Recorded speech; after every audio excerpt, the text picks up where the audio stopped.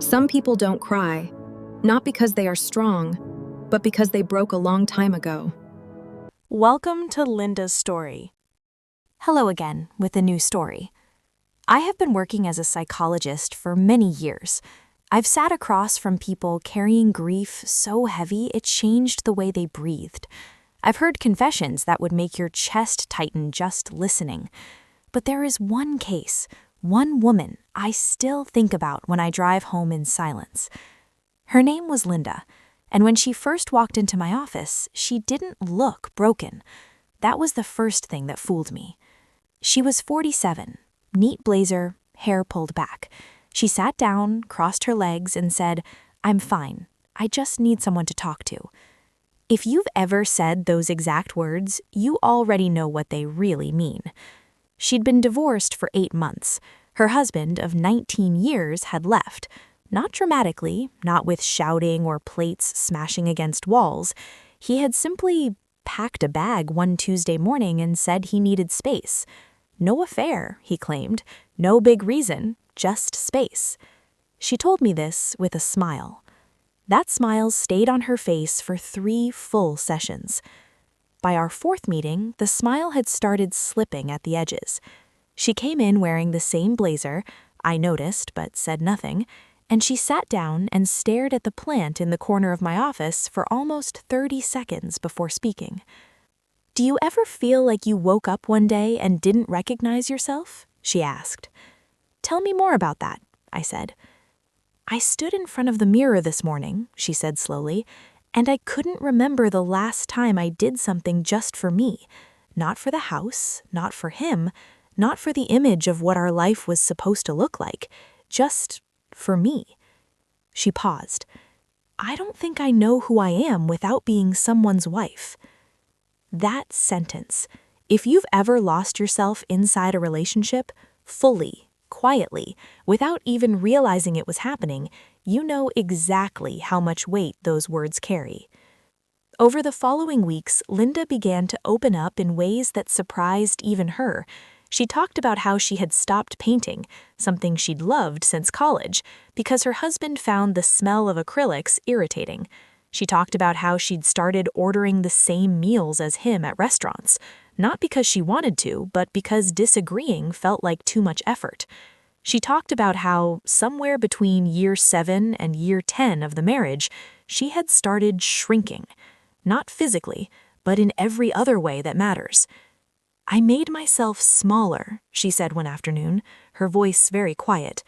"And the worst part is, I didn't even notice I was doing it." This is what no one tells you about long relationships gone wrong. It's rarely one explosion. It's 1,000 tiny surrenders. A hobby abandoned here, and opinions swallowed there, until one day you look up and the person staring back from the mirror is a stranger wearing your face. And here's what I want you to sit with for a moment. She didn't blame him, not once. That was what shattered me. But the most shocking part was still coming, and I didn't see it until she did. Around our 3rd month together, Linda began to describe her evenings. She lived alone now in the house they had shared. He'd moved out, she stayed. She said the nights were the hardest, not because of sadness, she was careful to clarify, because of the silence. "It's not that I miss him," she told me. "I think I miss having a reason to be somewhere, having someone expect me to exist."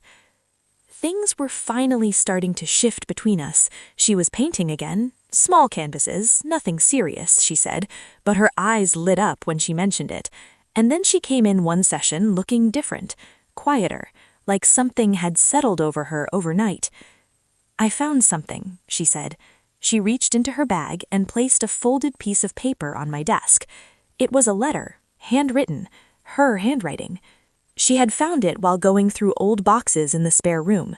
It was a letter she had written to herself at 28, almost 20 years earlier, before she met her husband, before the marriage, before all of it. I asked if I could read it. She nodded. The letter was a list, things she wanted for her life, places she wanted to see, the kind of person she hoped to become. There was a line near the bottom that I will not forget. promise yourself you will never stop being interesting to yourself." The room went very still.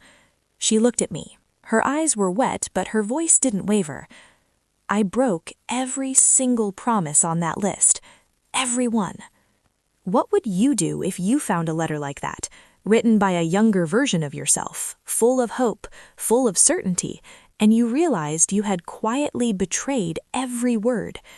That is the question Linda sat with, not with anger, not with self-pity, with something far more devastating: recognition. She had not been destroyed by her divorce, she had been freed by it, and she was only now, in that moment, beginning to understand the size of what had been lost. Not the marriage, not the man, herself. Linda continued therapy for another 4 months.